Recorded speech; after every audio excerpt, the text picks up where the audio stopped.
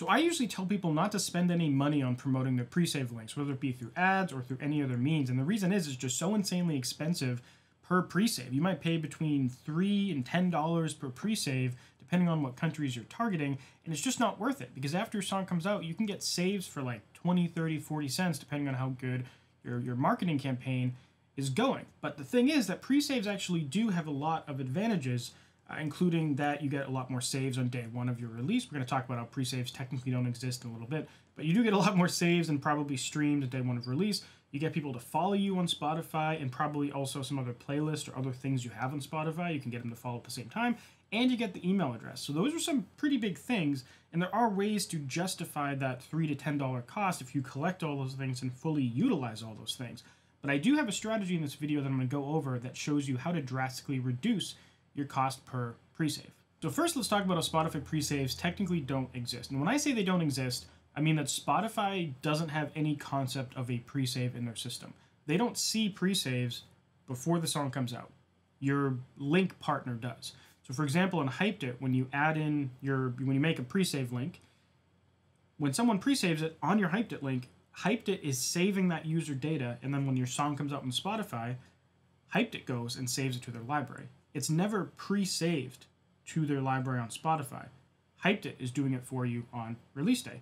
And so, even though the pre-saves don't exist and Spotify doesn't know about them, and there are some myths going around about that. People say, oh, if I get a lot of pre-saves, it can help me get an editorial playlist. And there actually is some truth to that. For example, if you have the opportunity to pitch a song to Spotify editorial, and I don't mean on the online pitch tool, I mean like if your label or distributor or whatever, you have the ability to manually pitch directly to an editorial team, that's something you can bring up, saying, oh, I have 1,000 pre-saves on my song. They're going to take that into account. They might ask for screenshots to prove it because they can't see it, but that is a bargaining tool you can use. And even if you're doing the pitch in Spotify for artists, I'm sure you could bring that up, and that's probably a big deal. You can say, I have this many pre-saves, this many people have used the sound on TikTok already, for example. But technically, no concept. Hyped It, for example, is just pre-saving the song on release day, which is cool, but technically they don't exist. So now let's talk about why running a paid marketing campaign for a pre-save campaign is often so expensive. So I'm going to share my screen, and we're in Hyped It right now. By the way, Hyped It is the sponsor of this video. We're going to be talking about them more later. I do have a link in the description where you can get an extended free trial if you never used Hyped It before and you don't have an account. So I don't have an actual song that's unreleased, but I'm just going to click pre-release smart link here. And I'm just going to click enter later. This is a cool feature of Hyped It in that you don't have to enter it right away. So if you don't have your stuff yet, you haven't distributed it yet, remember, pre-saves don't exist on Spotify. They're a concept created by essentially music marketing companies, right? Like Hyped It and a bunch of other, similar smart link services, right? And like your distributor probably gives you one. But with Hyped It, you can just promote a smart link for a pre-save and then just throw in the code later and the release date. So we'll just enter later, and let's just say our release date is happening like, I don't know, April 21st. Next, genre. Some of this stuff doesn't matter. Hyped It has internal charts where you can rank depending on how your campaigns are doing. I'm just going to call this test. And I'm not going to upload artwork, or maybe I will. My external drive disconnected, so I just grabbed a random image because all my artwork's on an external drive. So this is just a random image. Obviously, you'd upload your actual cover art. You can hide the Hyped It logo. I like to hide it, but that's up to you. Some people might, like, if they know the platform, it might make them feel more comfortable, but it's here anyway, so I just remove it. Next, links. And so here you could go and customize the links. You could add in other platforms if there's pre-saves available for that platform. Now, this is where some of the magic happens. So, you want to capture the email address when fans save the title, right? Because we want the email address. I would recommend redirecting the fans after the pre-save. And I would send them to, on Spotify, send them to your Spotify profile, right? And then add fans to profiles or playlists. And so the way this works is you can have, I think it's up to 5. Yeah, 5 profiles, accounts, or channels. So you can add, like, they're already going to be giving you the email. They're already going to be getting sent to your profile, but you can have them follow your artist profile, follow a couple playlists, follow something else, your friend's band, and you can have up to 5. If you have more than 5, they're going to start rotating between them just because it's very spammy to have more than 5. So the maximum 5, but that's still a lot, right? Most artists probably just need 2 things. So with this, whenever you get that pre-save, even if it costs you $5, right? You're getting the save, you're getting the follow, you're getting the email, you're getting the redirect to send them to your platform, and they might be following a bunch of other stuff. And you could do a similar thing for Apple Music as well. So you can do show redirect fans after pre-save, love track, album, or playlist. So that's going to essentially favor the song. Now you don't get as much stuff as you do on Spotify, but you get it. And you could fool around with other platforms to see what makes sense in that situation. So that's how, one, you get the most bang for your buck. Of course, if you're not taking advantage of email marketing, then it's not as worth it, because the email is actually the most valuable part of this entire equation. Like, the email address is worth a couple dollars alone. So if you're not doing email marketing, you might not want to dabble with pre-save stuff yet. This you just enter your link. I'm just going to put a bunch of random crap in here so I can make the link. Release settings, I don't care about this now. Audio preview, don't do that. Pixel, throw in your pixel information here. And then we can finish and go and create our link, and then we'll preview it. And so, you know, this will still be an expensive pre-save, right? Because what is the value of a pre-save to a music listener? I would argue that it's essentially nothing. There is no incentive for someone to pre-save a song. It doesn't give them early access. It doesn't let them hear the song before anyone else. It does nothing for them. It only helps the artist. So running an ad on it, it's kind of hard. Like, you can say things like, be the first to hear it, you know, get it in your library immediately on release, but that really means nothing. And that's one reason why it's so expensive, because when people pre-save, if I click on this, it's going to pop this up, it's going to ask about this, I have to click connect, and then it's going to ask me to log into Spotify, and that crushes the cost per conversion, cost per pre-save. So there is a massive way to shift the cost in this situation. And instead of using a pre-release smart link, what we can do is we can do share music, and we could use a download gate or a link gate. Now, what is a download gate? Essentially, you're offering someone a free download of a song.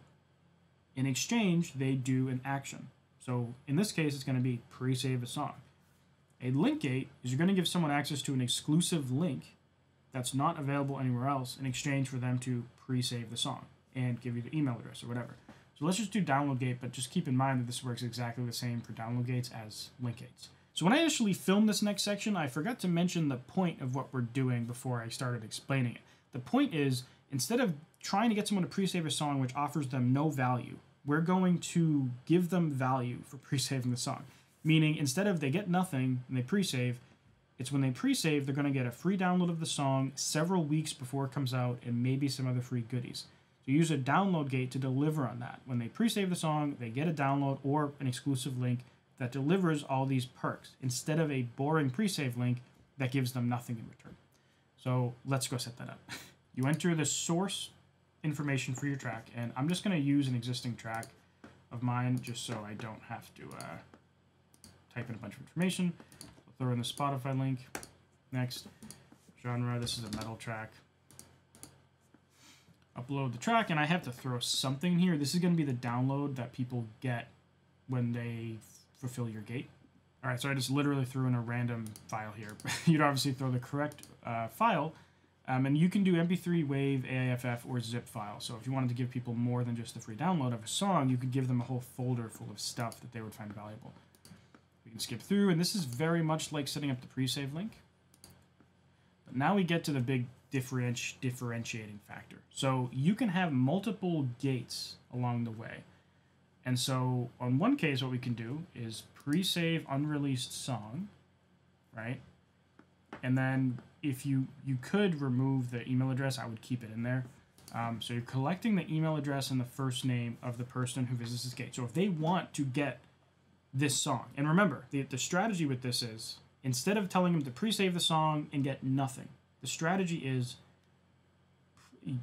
pre-save the song and you get to hear it early. So if you don't, if they really want to hear the song and you do this like several weeks before the song comes out, it has a lot of value. It's not just a free, it's just not just a pre-save. It's a free download and it's early access for a song that no one else in the world can hear yet. So this is a much better value proposition.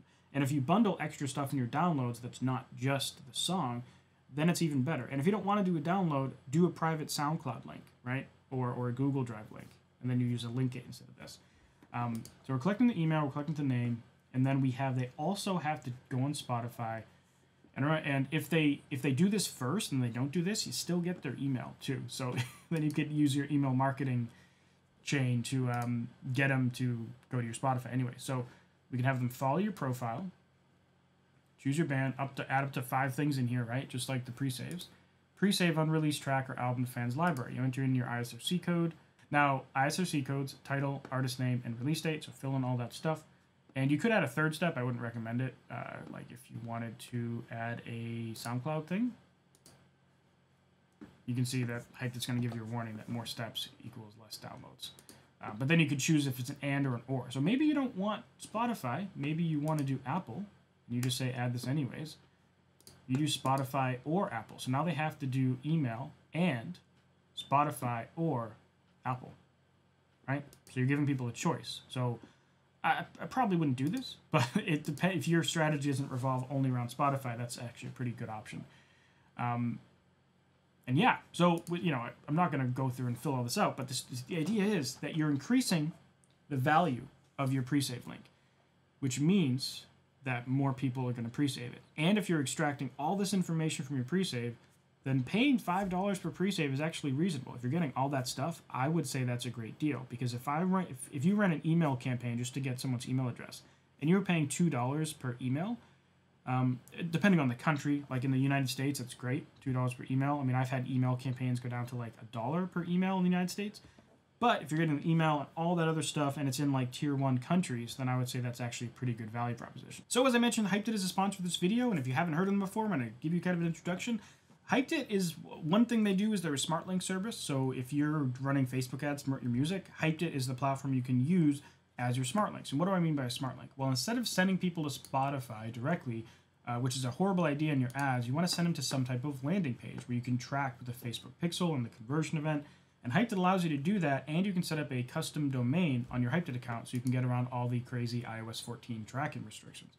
In addition to that, they also offer download gates, which is kind of what we covered in this video, and also pre-save gates, or pre-save links, and link gates. And so all of those things are what we talked about in this video, but those are extra things that you don't get in a lot of other services. And for all of these different categories of links, you get unlimited amounts of them.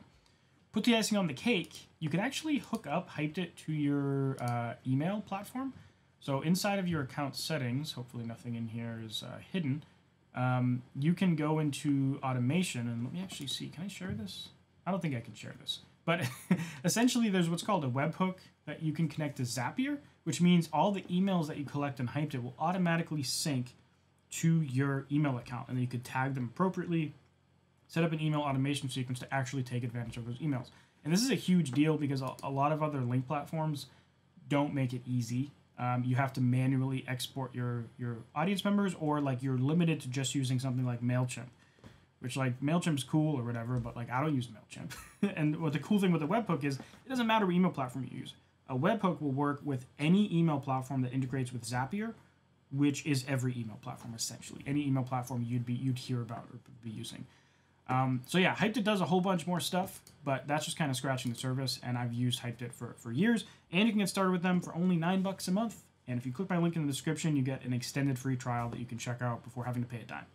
So anyways, if you want to learn about how you can market your music and use your Hyped links and market them with Facebook ads, you can check out this video right here, where I go through the entire process from start to finish. If you prefer a more organized course with access to a community and some helpful guides along the way, you can check out my Spotify Growth Machine course right here. Anyways, thanks for watching. Thanks to Hyped for sponsoring this video, and I'll see you in the next one. Bye.